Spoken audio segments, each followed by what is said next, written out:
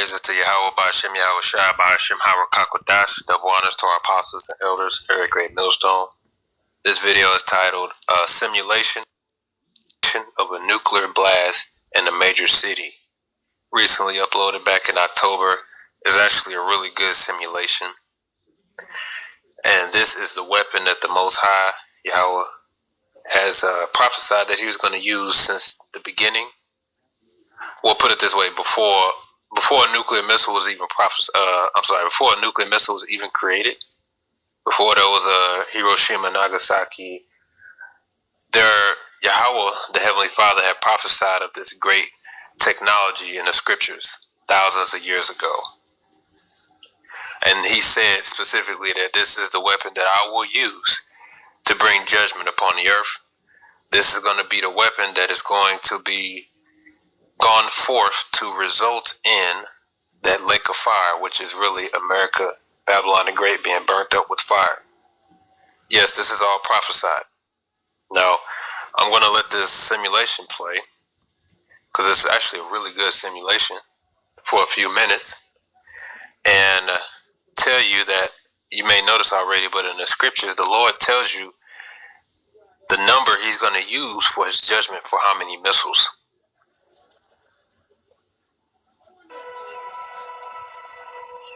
We'll assume the bomb is detonated in the air to maximize the radius of impact, as was done in Japan in 1945. But here we'll use an 800 kiloton warhead, a relatively large bomb in today's arsenals, and 100 times more powerful than the bomb dropped on Hiroshima. Upon detonation, a fireball as hot as the sun would expand to a radius of 800 meters. Those near the blast would be vaporized. And within a 2-kilometer radius, all buildings would likely be destroyed. And we'll assume that virtually no one survives inside this area. Which, based on population density, would start the death tally at 120,000 people.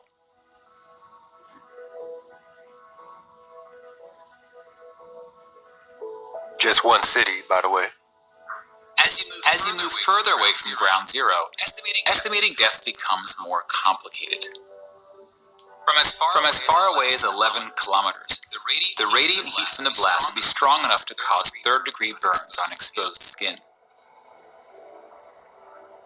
And as you get closer to the blast, the heat becomes so intense that clothing, even skin, would ignite into flames.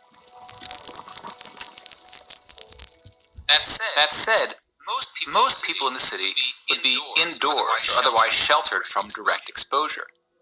But the very structures that offered this protection would then become a cause of injury, as debris would rip through buildings and rain down on city streets.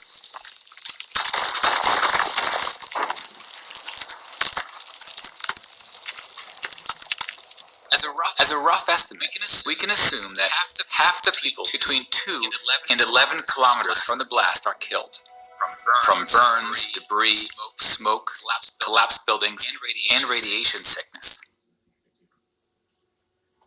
Which translates roughly into an additional 500,000 people. Many of these deaths will occur days, even weeks after the attack. Radiation sickness takes about a week to cause death. And much of the dust and ash produced from the explosion will be dangerously radioactive, especially if it originated near ground zero. And the distance the particles travel will depend on the wind and other factors. Now, since this simulation is of an airburst attack, it will produce significantly less radioactive fallout than ground attacks targeting missile silos or bunkers. So we'll go with a relatively small number of deaths outside the 11-kilometer range. If it were a surface blast, the fallout deaths could surpass all other deaths combined, but it's a very difficult number to predict. In theory, radiation deaths can be reduced if people can avoid exposure to the fallout, especially during the critical first few days. Fallout shelters were common during the Cold War. But people rarely build shelters today. and schools no longer practice nuclear war drills. Nope. We generally talk less about surviving a nuclear attack. And in a way, it's good that we're less afraid of the bomb now that the Cold War is over. When nations are less on edge, the risk of accidents is arguably reduced. But nuclear weapons remain one of the great threats to humanity. And today, we're entering a new era in nuclear weapon history. Long-standing nuclear arms treaties are being reassessed, and countries big and small face the prospect of new arms races. So that was a simulation. He showed that how one missile can result in pretty much 500,000 deaths, and that the blast and the radius, what really stands out is when he talks about how within the blast radius, anything that's flammable would just burst into flames, which includes your skin. Ooh, man, the Most High knew exactly what he was doing. Now, all these missiles that are created, they aren't just set up to hide in the museum for display. They're meant to be used. The Most High put the spirit on all these other countries and these nations after the response and seeing what Babylon the Great, aka America, is capable of, to also go and work on and create and bring forth the same missiles, the same technology. So now, Babylon the Great, aka America, is losing more power because now everybody in the room has a gun. Now, you may not believe this, but it's in the scriptures, and we're here to tell you that this missile was not just some accident. It was not just some. Well, actually, Albert Einstein wishes that we never made it. He said you wouldn't see a mouse build a mousetrap. Why the hell would humans build this thing? And the reason why you got so many videos of the simulations of the nuclear missiles on the web is because really the people who study this know the danger and understand the danger, and they wish to prevent it from happening. You got teachers out there, which I did a video before. The whole point of him teaching the blast and the outcome of a nuclear missile is to try his hardest to prevent some type of attack. They're all afraid because in actuality, here's a fact. If a nuclear missile war was to ever happen, nobody wins. Nobody wins. So you got all these people over here in La La Land, over here in America, Babylon the Great, walking around as if nothing's going to happen. If a nuclear missile was to land in Texas, depending on how big that missile is, that state is no longer inhabitable. All those people are gone there. There's no coming back. There's no recovery from that. Understand? So, and if multiple missiles were to fly, the clouds itself would be darkened and blacked out. The sky would be blacked out because of the smoke, and then eventually you would die because you wouldn't get the sunlight or the rain that you need for your crops to grow. It's all kind of videos out there on that explaining what would happen if nuclear war was to happen. Long story short, nobody wins. The Lord said how many He's using. Let me get that first. Revelation chapter 9, verse 13. This is everything that John the Revelator saw. Let me start at 12. He says, one woe has passed. The word woe means war.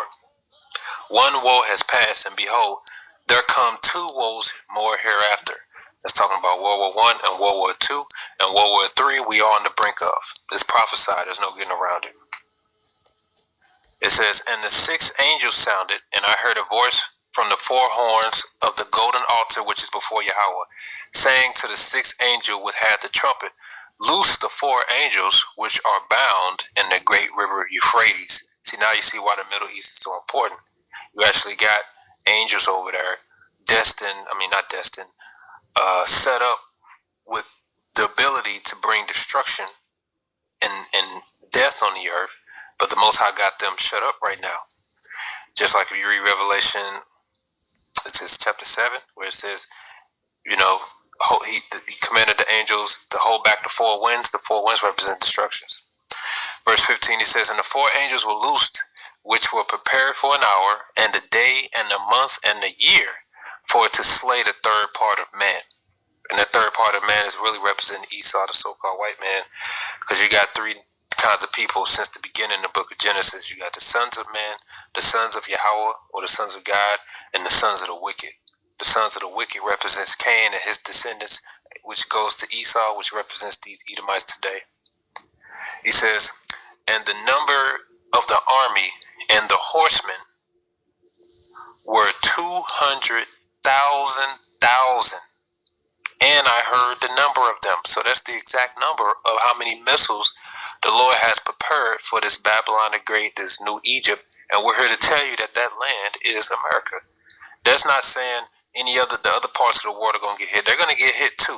When the Most High wants to get hit, it's going to get hit. But a majority of these missiles is destined for America. The Most High truly hates this place. So the number is 200,000. That's 200,000 plus another 1,000, which is 3 zeros. That's 200 million missiles. That's the number. And if you say, well, how do you know those are missiles? Well, one, you got to understand prophecy, and two, it goes on to explain it more. It says, and thus I saw the horses. Remember, John is going to write the things he saw. He's not going to say missile. There was no such thing as a missile back then. But he saw them as horses, as mighty, flying, like horses, mighty horses, which we use the term horses today as horsepower to describe like torque and how strong a car may be. Like a